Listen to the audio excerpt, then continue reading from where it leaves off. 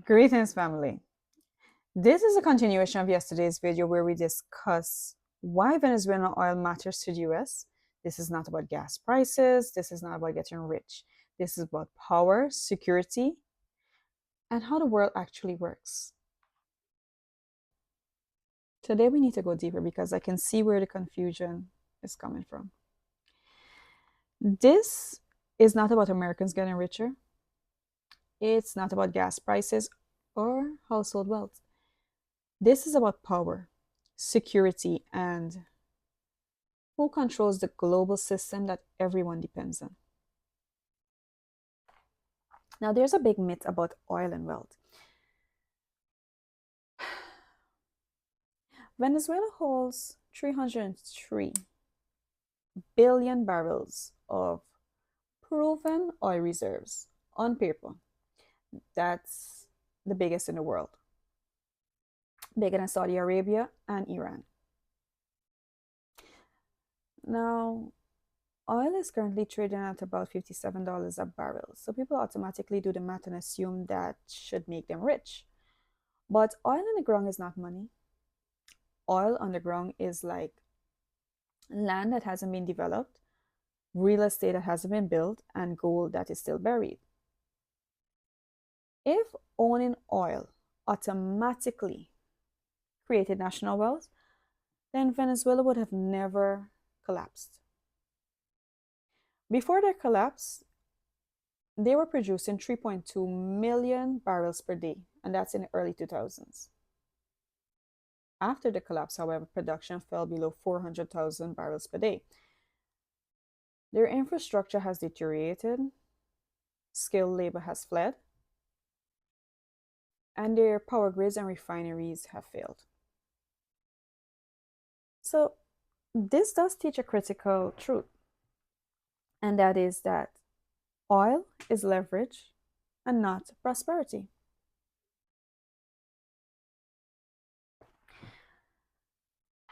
Now, if the US controls Venezuelan oil, who really benefits? Well, let's be direct here. If the United States becomes deeply involved in Venezuelan oil, as they're planning to be, the primary beneficiaries would be corporate. It'll be companies like ExxonMobil, Chevron, engineering logistics firms, and defense and data contractors like Plantier. Institutional investors. This is corporate wealth, not household wealth. This is empire economics, not your grocery store economics. Why does this matter?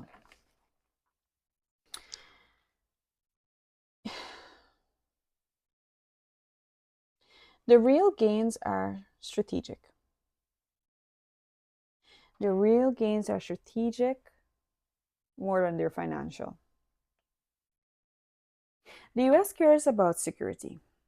The biggest long-term gains for the United States would be energy security, geopolitical leverage, and they get to block their rivals, China, Iran, and Russia.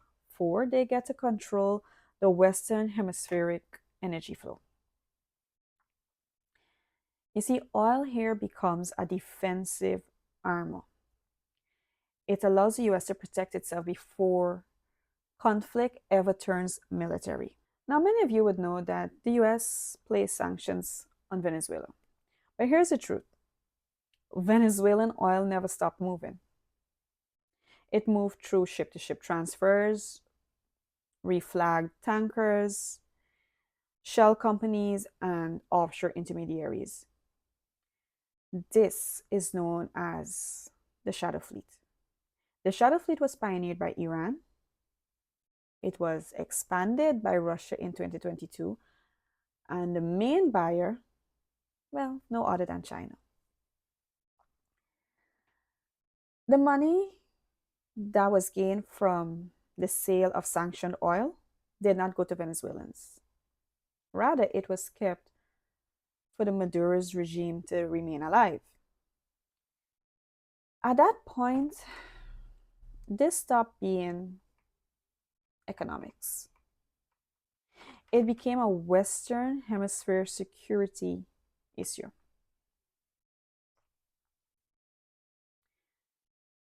You see, at first, US didn't rush to force. They offered soft diplomacy. There were sanction relief pathways, there were negotiations, election based conditions. But Venezuela continued selling sanctioned oil through the shadow networks. This matters because defying the system while using it has consequences. To understand those consequences, you need to understand how US power works. You see, after World War II, the US didn't just become strong, the US helped to design the global operating system. The US became a central architect of global finance, trade rules, security alliances, and legal recognition norms. This is why US power today isn't just military, it's systemic. Now, the US dollar is the real veto. You see, the most powerful US tool is the dollar. Most global trade is priced in dollars, cleared through US linked banks, and requires US financial access. That gives the US the ability to freeze reserves, cut off banks, and sanction leaders, companies, and states. So when people hear sanctions, what it really means is loss of access to the global bloodstream. Now, you might say, oh, the US is a bully, or some may say, oh, they behave like the referee of the world. Well, let's just say this: the US doesn't score the goal, it decides who gets to play, under what rules, who is legitimate, when penalties apply, and when to bend the rules. It doesn't require occupation. The US can control the world without owning the land by controlling access. Now, Petrocarby. Petrocarby was Venezuela Oil for Influence program where countries that were members of Petrocarby bought oil from Venezuela at discounted prices in return for alignment of governmental support. Petrocarby supplied oil to countries like Cuba, Haiti, Jamaica, Dominican Republic, Nicaragua, and Guyana. When Petrocarby collapsed, fuel prices spiked, debt exploded, and the IMF programs replaced oil subsidies. Now, that debt still exists today. Personally, I think Cuba faces the hardest downside of this transition. Cuba depended mostly on Venezuelan oil. If Venezuelan oil fully shifts under the US alignment, preferential access may end and energy shortages may intensify. Cuba could face a shock worse than the special period of 1990s. This this is structural, not emotional. Now, remembering that Guyana was a member of the Petrocaribbean, you would understand why the Guyanese government spoke out about the capturing of Maduro or the invasion takeover. Even though Venezuela has threatened Essequibo, where our largest oil reserve lies, they still spoke out. And it wasn't, for me, in a sense, to be controversial, but for self preservation. Because once oil becomes the justification for intervention, every oil producing country pays attention.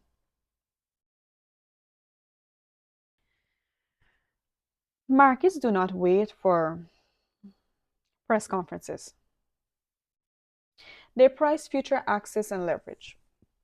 We've already seen NG markets react, including sharp moves in ExxonMobil shares, which jumped roughly 10% overnight to about $135 per share.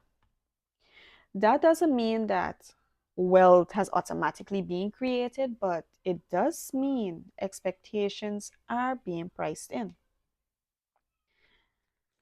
So, understand this, oil doesn't create freedom, it creates leverage. And the US has leverage because it built the system, it controls access, it holds veto power, and it enforces the rules. That's why Venezuelan oil isn't only about wealth, it's about who governs the world. It's about who governs the world's operating system. This does safeguard Americans because this move blocks China from locking in cheap or discounted energy, which can also cause China to retaliate. They can consolidate on lithium and rare earth minerals. They can expand their massive infrastructure, well, their control over infrastructure in South America and Africa. They and when it comes to Russia and Iran, this safeguards Americans in the sense that it pushes Russia and Iran out of the Western Hemisphere. However, this could signal Russia to launch proxies and cybersecurity attacks against Americans. You do have to expect some sort of pushback. But it does have to disrupt the shadow fleet near the US waters. You got to remember the US needs to protect itself, and you don't need fleets of your rivals traveling in waters so close to your borders. It opens the door for there. Let's not speak about that. Um, this can secure the energy flow because we are seeing a global sense of instability in energy flow. So this does safeguard Americans in energy flow. It strengthens the US hemispheric leverage. It shows long-term security. This is a strategic positioning that shows us that oil control is defensive power. Understand that oil doesn't create freedom. Oil creates leverage though. And US has leverage because it builds systems, it controls access to those systems, and it holds veto power. The US enforces the rules globally. That's why Venezuelan oil isn't just about wealth. It's about who governs the world's operating system.